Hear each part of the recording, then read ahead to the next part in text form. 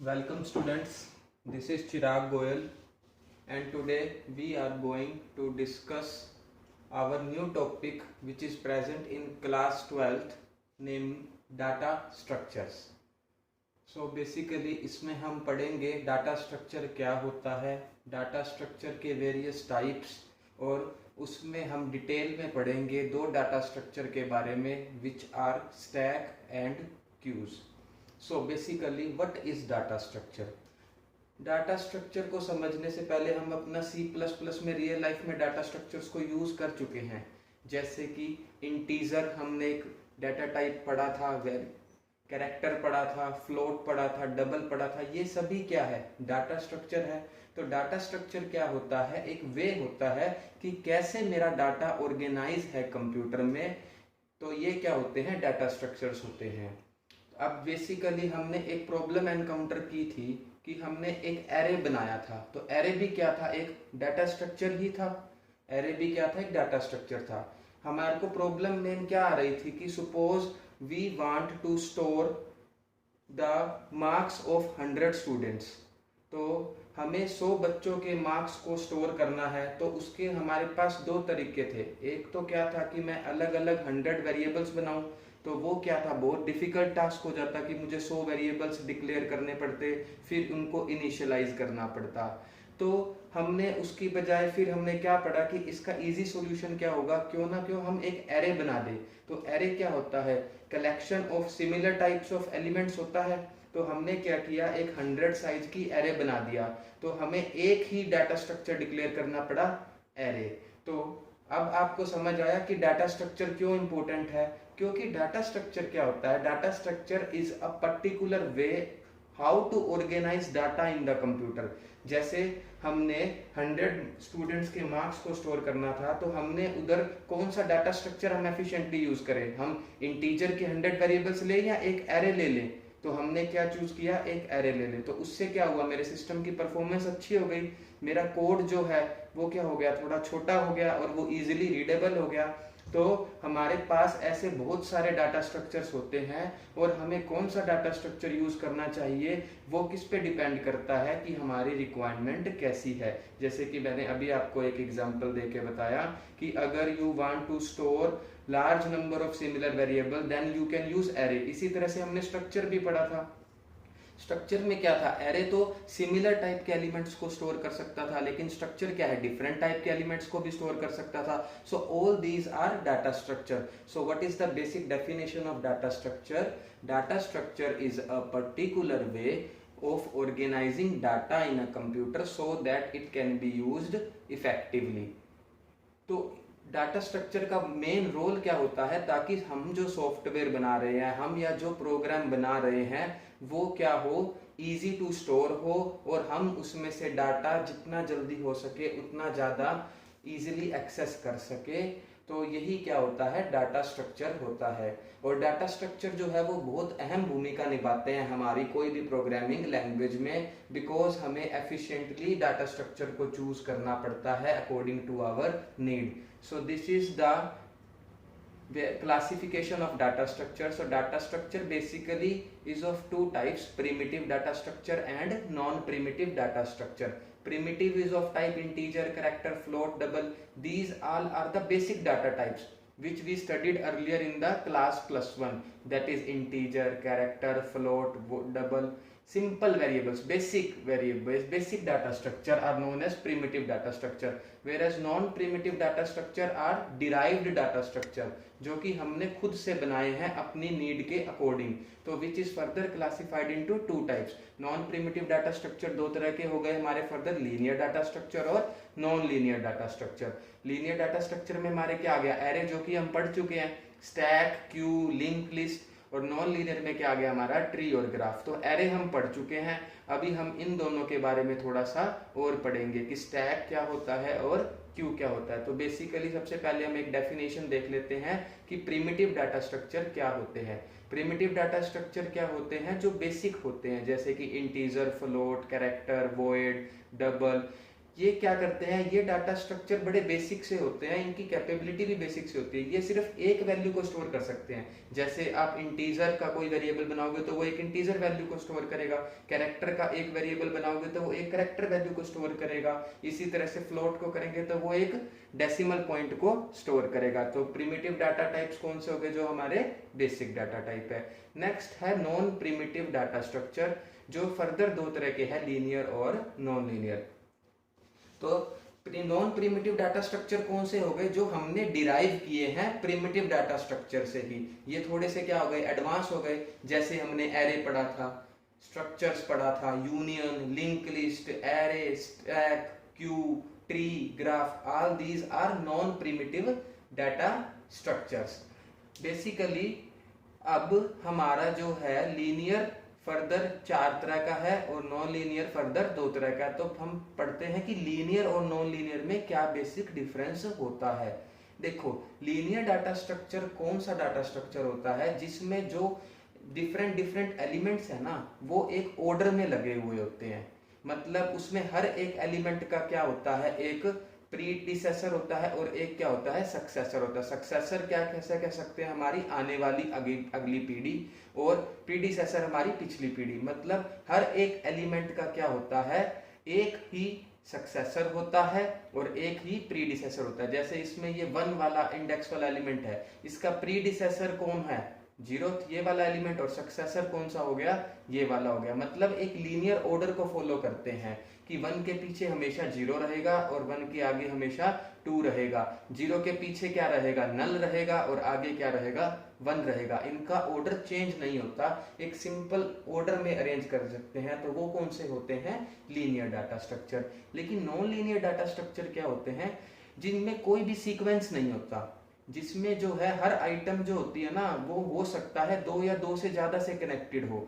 जैसे देखिए, ये मैंने एक एग्जांपल लिया है आपका ट्री डाटा स्ट्रक्चर का। तो इसमें क्या है, अब ये वाला एलिमेंट का प्रीडिसेसर तो पक्का यही होगा, लेकिन सक्सेसर क्या है, ये 2 है।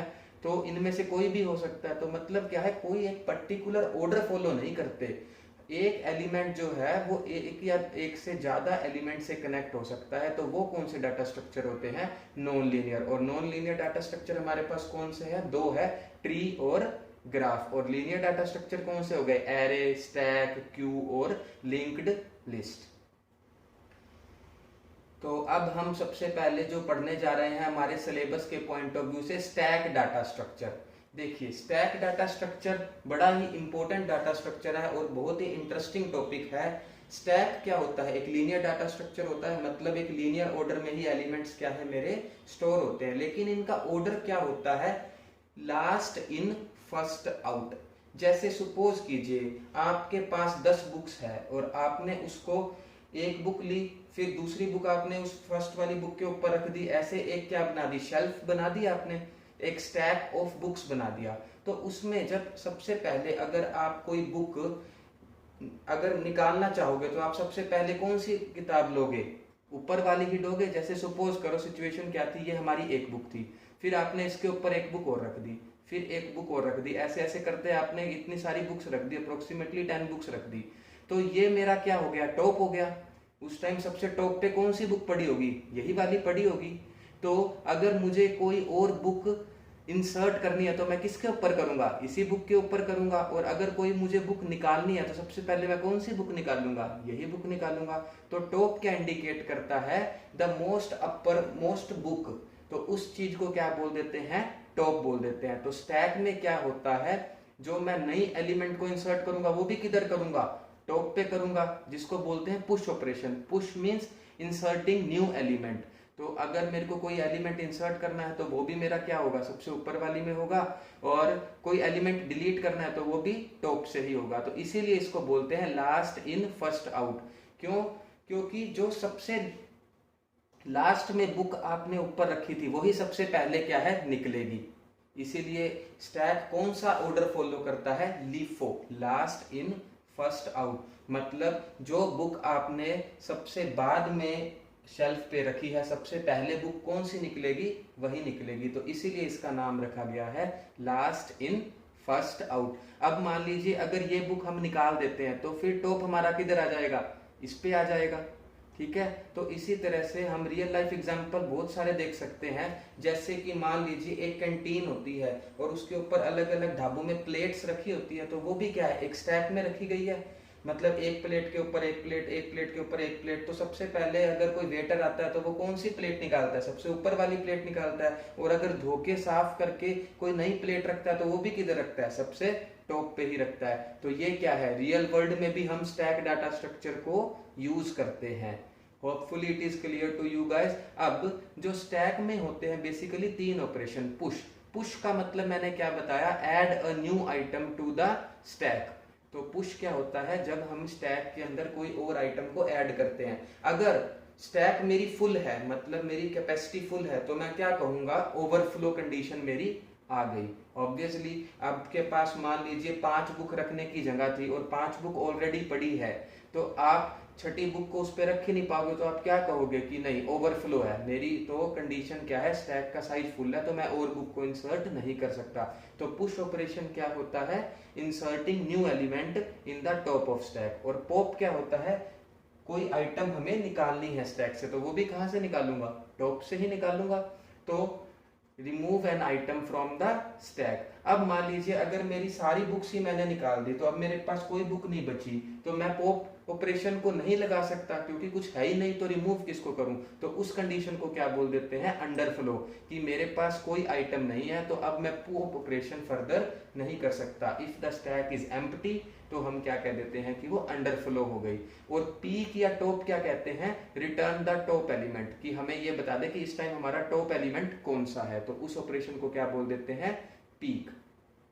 तो स्टैक क्या होता है, एक ऐसा data structure, linear data structure, जो कौन से फैशन को फॉलो करता है, लीफो को, last in first out. Example, जैसे आप अलमारी में मैं और देना चाहूं तो अलमारी में आप 5-6 शर्ट्स लगा देते हो, तो एक शर्ट के ऊपर एक शर्ट रख देते हो, एक शर्ट के ऊपर एक शर्ट रख देते हो, तो ऐसे क्या है, एक स्टैक बन जाती है शर्ट की। तो आप अगर नई शर्ट डालोगे तो किस पे डालोगे, सबसे ऊपर वाली पे डालोगे, और ऑब्वियसली जब सबसे पहले निकालोगे तो कौन सी, सबसे ऊपर वाली ही निकालोगे। इसीलिए इसको बोला गया, जो शर्ट आपने सबसे आखिर में रखी थी वही आप सबसे पहले निकालते हो, लास्ट में जो इन हुई वही सबसे पहले आउट हुई। और पुश क्या होता है, हमें नई शर्ट रखनी है, और पॉप क्या होता है, हमें एक शर्ट रिमूव करनी है। तो ये क्या होता है, मेरा स्टैक डाटा स्ट्रक्चर होता है। तो नेक्स्ट डाटा स्ट्रक्चर जो अब हम पढ़ेंगे वो क्या पढ़ेंगे, क्यू।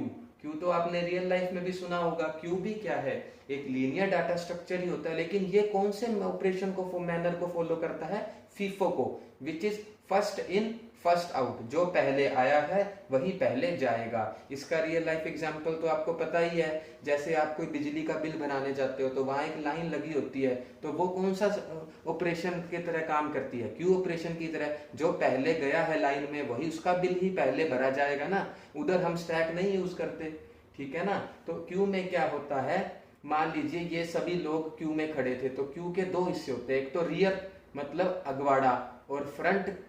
रियर क्या होता है, पीछे वाला सबसे, और फ्रंट क्या होता है, सबसे आगे वाला पर्सन। तो इसमें जो है इंसर्शन और डिलीशन कहाँ होगा, अगर कोई नया एलिमेंट हम जोड़ना चाहेंगे तो वो तो क्या है, लाइन के सबसे आगे तो नहीं लग जाएगा ना, तो वो कहां से ऐड होगा, रियर से ऐड होगा। और जो अगर मेरे को डिलीशन करना है तो वो कहां से होगा, जो सबसे फर्स्ट पे एलिमेंट खड़ा है, जिसको हम बोलते हैं फ्रंट लोकेशन, तो वहां से वो क्या है, DQ हो जाएगा। तो इसमें क्या होता है, इंसर्शन और डिलीशन डिफरेंट एंड्स में होते हैं, लेकिन स्टैक में क्या होता था, इंसर्शन भी टॉप पे होता था और डिलीशन भी टॉप पे होता था। तो इसमें बेसिकली 2 ऑपरेशन कौन से होते हैं, एनक्यू। एनक्यू क्या होता है, कोई एलिमेंट को हमने ऐड करना है तो वो कहां पे होगा, रियर एंड पे होगा, रियर मतलब पीछे में होगा। और DQ क्या होता है, डिलीट करना है क्यू में से कुछ, तो remove an element from the Q, तो वो कहां से होगा, फ्रंट से होगा।